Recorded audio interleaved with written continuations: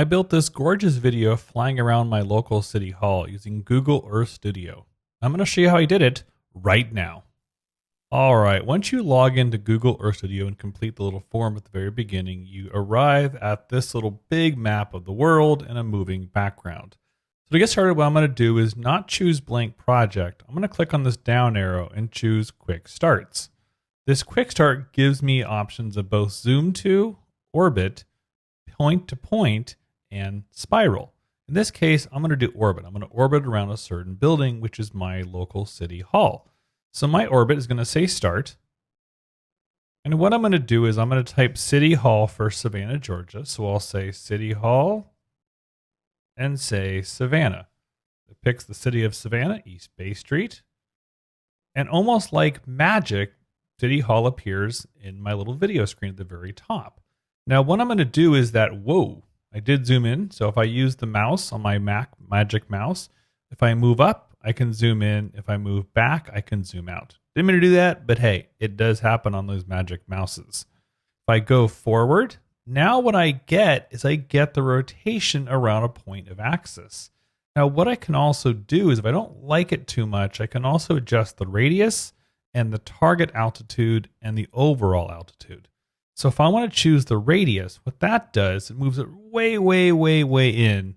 So I then can rotate like this, which is not really good for a city hall. So if I then want to fix that, I can then go back out a little bit. Let's go about here because I want to show some of the river. And then this is Bay Street right here. The target altitude I can then change if I want to have it more angled up or back down right pointed towards City Hall. The start heading, if I want to rotate around, I'm going to start this angle because I'm just going to keep it the right way.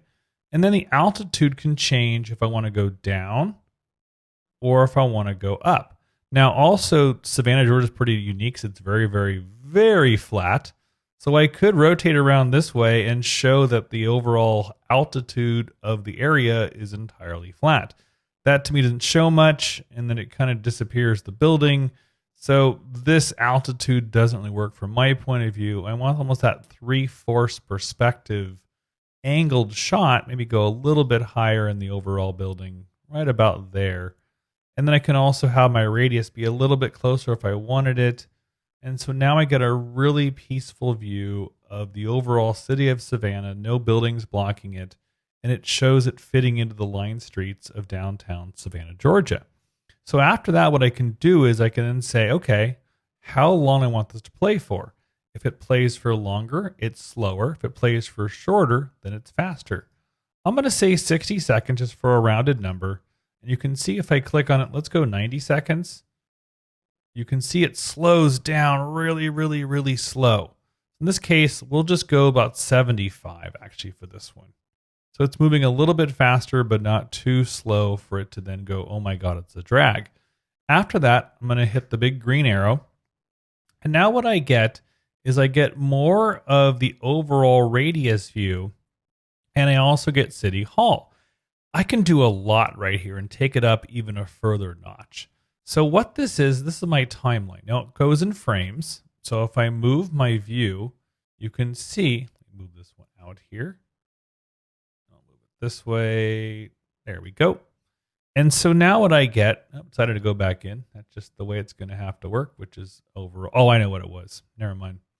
So what I'm moving then is my timeline all the way around the map, which then shows me what's going on. Now I can add attributes to this to have it a little bit, move it up to that, extra level of detail. So I can adjust the camera's point of view if I wanted to. I can also adjust the time of day. So if I want to make this in the evening, or if this is like a night shot, let's say your building has all the lighting features, I want to go at night. I can also add some clouds to this design. If I had oceans, I can add ocean topography, and I can make sure I have 3D buildings checked since I have a few buildings here going on. Now that I have that, I can also change all those areas. Field of view. So if I want to adjust this, I can go back out or back in depending on that field of view. And then what I want to do, I'm just going to hit Command Z to undo that, is that if I want to change the time, this is Greenwich Mean Time, and I'm -4 over here inside of the Atlantic or the Eastern time zone. So if I were to say 24 or 23:59, it's going to be basically dusk to be night. So to me, I might want to go 22:58. And now I'm getting more of a dusk shot. If I want more of daytime, or let's say 2 o'clock, so that's 14 plus 4 would be 18. So I'd say 18. And now I get an afternoon lighting area. That's really cool because you can go like, if I want to go midnight, I would just say 0400. And now that's at midnight. Now, of course, to me, there's not really to do there, but it just shows that if I wanted to do a night shot, I also could. Now, what you can do is you can also put these little timeline or these keyframe markers on your overall design.